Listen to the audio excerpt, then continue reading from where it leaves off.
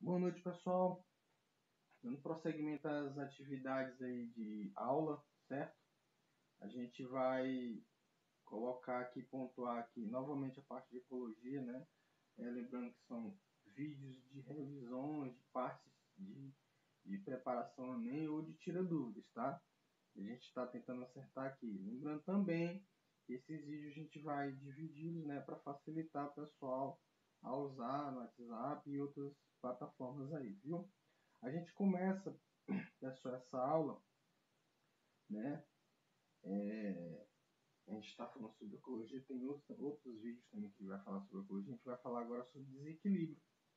O que o desequilíbrio ecológico ele ocasiona, né? A gente já falou da sucessão, quando aqueles organismos tomam aquele local que começa a vislumbrar a questão da adaptação a um organismo novo, né? A gente está falando sobre os conceitos fundamentais de ecologia, né? E agora a gente vai começar a falar sobre o desequilíbrio. E acho que a grande maioria tem uma certa noção sobre esses conceitos, tá bom?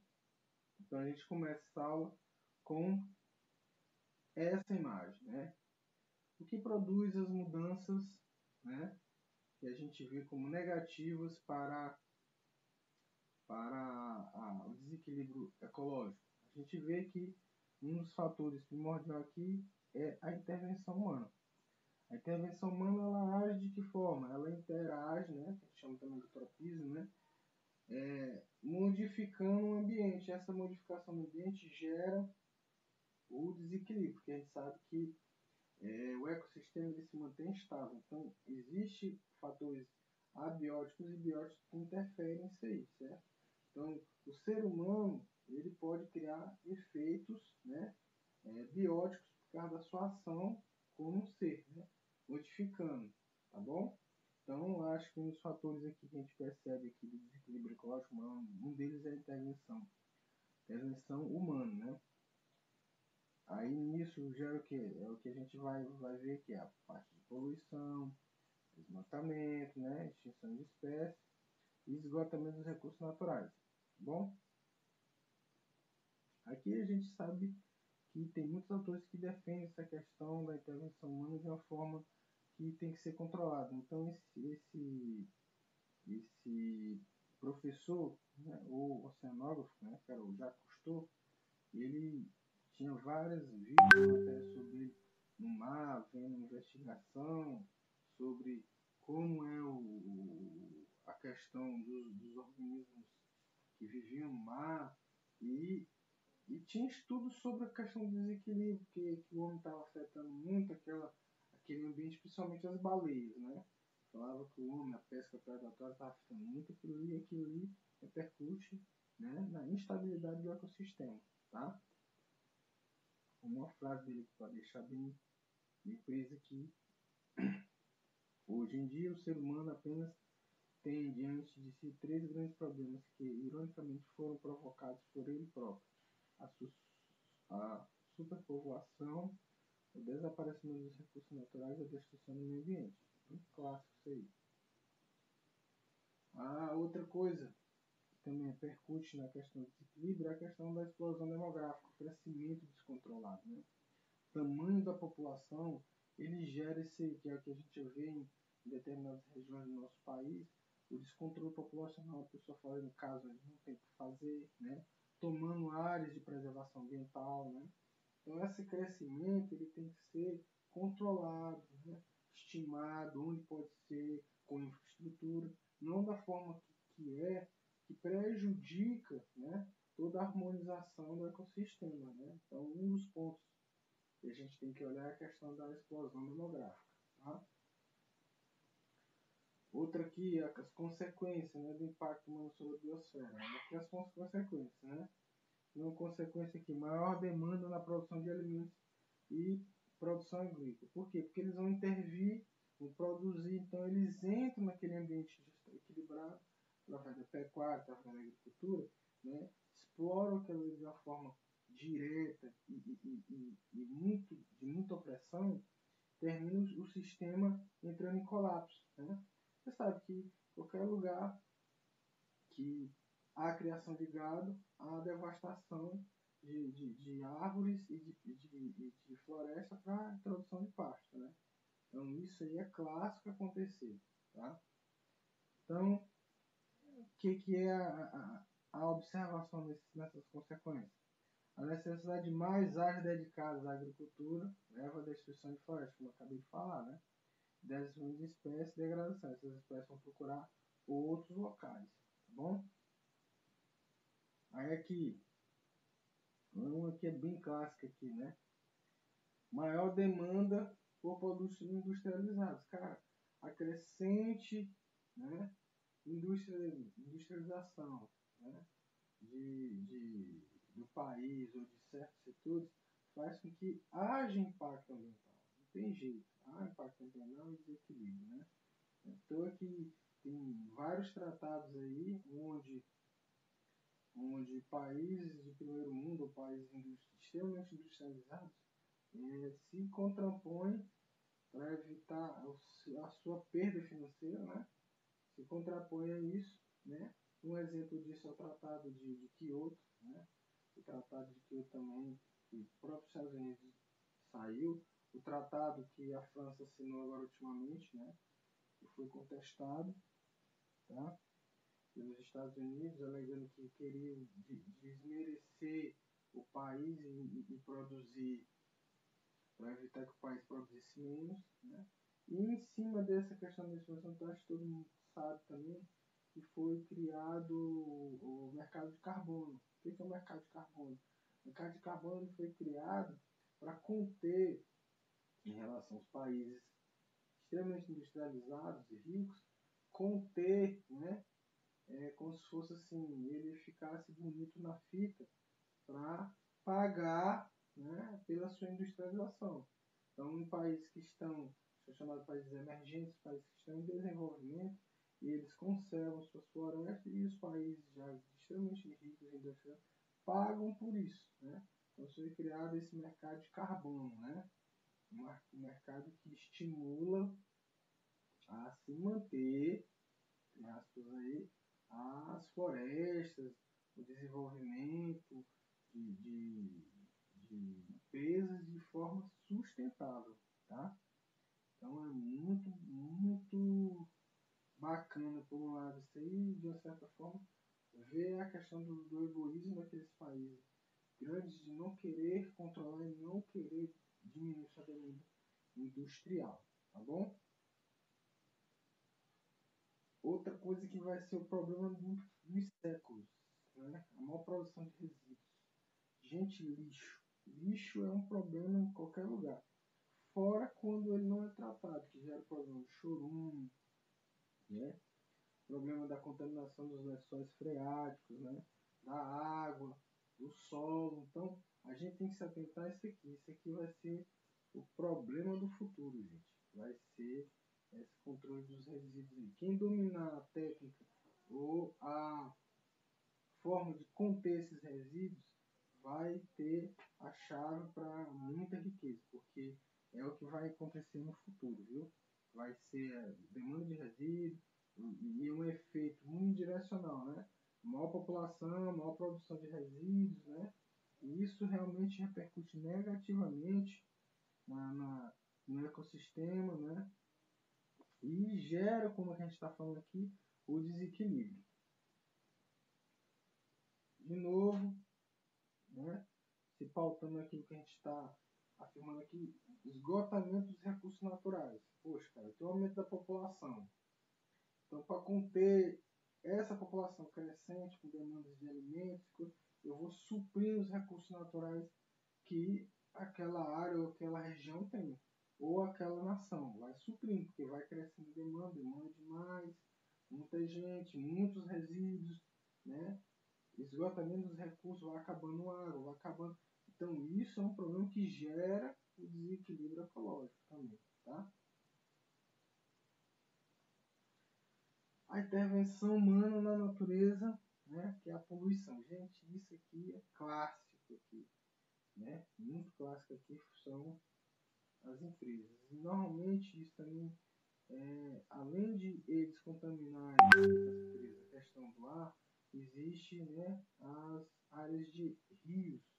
A gente tem intervenções aí na área de educação ambiental sobre o tratamento das ETEs, né, que são as águas que estação de tratamento de esgoto, né, e estação de tratamento de afluentes, ETE e ETA, né, afluentes e esgotos. Afluentes são os rios onde as empresas usam desse rio, dessa água, para fazer alguma parte do seu processo. Então, existe o ETE, Estação de Tratamento de Esgoto, e o ETA, Estação de Tratamento de Afluentes, que é o que mobiliza a questão das empresas, né?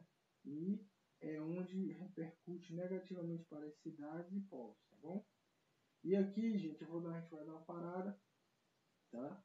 Para não ficar muito grande o vídeo e vocês poderem ter acesso, tá bom? A gente vai parar aqui e na próxima a gente continua da parte daqui da intervenção humana na natureza sobre poluição, tá bom? Valeu!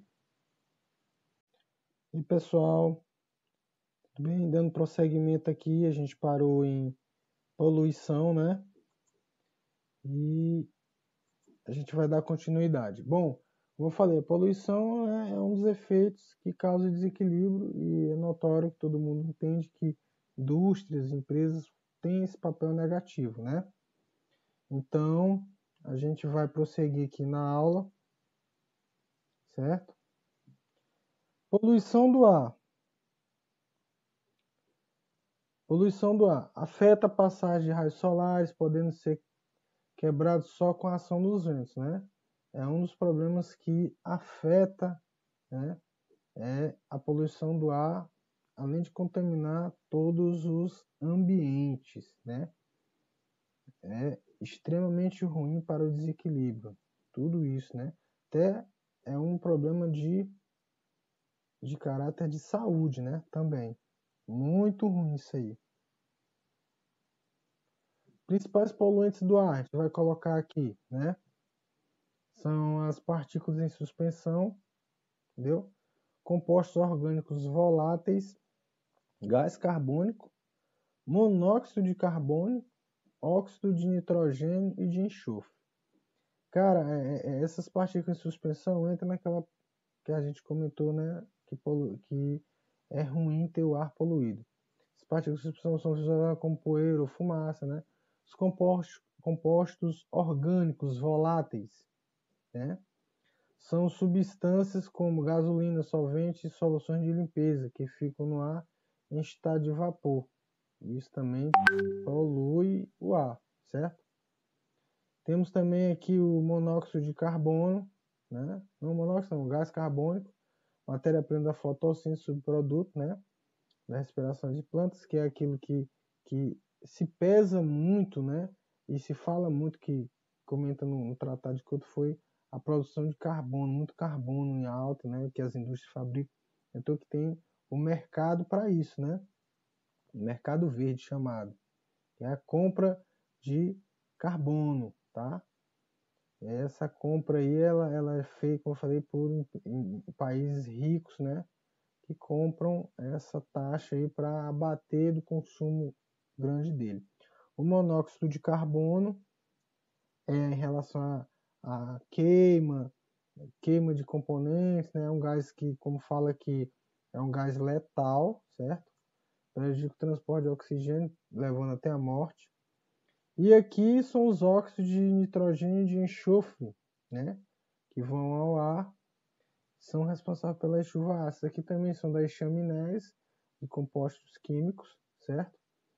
Que geram esse problema, tá? A indústria, os carros geram esses componentes, ficam no ar, e esses componentes entram em reação com os componentes que estão em suspensão e geram essas chuvas ácidas aí. A inversão térmica, todo mundo sabe o que acontece, essa bolhão de calor, né? Que acontece é ocasionado também pela poluição. As grandes cidades, né, como fala, que apresentam um fenômeno então, bastante frequente, que é a inversão térmica, que consiste na concentração de poluentes no ar, aquela camada que fica acima da cidade que a gente vê, acontece muito em São Paulo, onde a irradiação, né, do calor bate, não se dissipa e volta para a cidade, fazendo que se aqueça mais, né, essa cidade ou esse local, tá bom? Até aqui um exemplo aqui, ó, tá? Normalmente as camadas inferiores da atmosfera são mais quentes do que as superiores, né? Então, significa que aqui está mais quente próximo às cidades devido ao calor das estruturas, a elevação dos gases quentes, né? Logo aqui ela vai esfriando, mais frio, né? E fluxo normal. O que acontece aqui, ó, né? Quentes menos densos sobem carregando os poluentes e substituídos pelo ar frio aqui, ó. Sobe aqui, ó, certo? Os poluentes vai subindo aqui, ó, certo? E cria esse efeito aí, tá? Aí aqui fala que são sazonais, são em determinadas épocas do ano. Consequência do ar não circula verticalmente, né? E a concentração de poluentes aumenta na atmosfera, formando um manto de poeira concentrada. É isso que eu falei para vocês, ó. Aí o calor, a térmica do calor, ela bate e volta, aquecendo mais ainda o que já está quente. Bate e volta, certo? Isso que é ruim. Aí temos impacto também na causa pela poluição do ar, foi o que eu falei, na Bélgica, ele fala relatos em vários locais, né? Na Bélgica, Vale de Meuse, dezembro de 1930, né? Grossa camada de poluição por 5 dias, Estados Unidos, Pensilvânia, Inglaterra, né? Ocasionou até mortes. Nos Estados Unidos, Nova York. Aqui, ó. No Brasil, alguns problemas graves de poluição também foram na cidade de Cubatão, todo mundo sabe disso, né? Muito grave esse problema que aconteceu lá em Cubatão. E aqui, como eu falei, chuva ácida.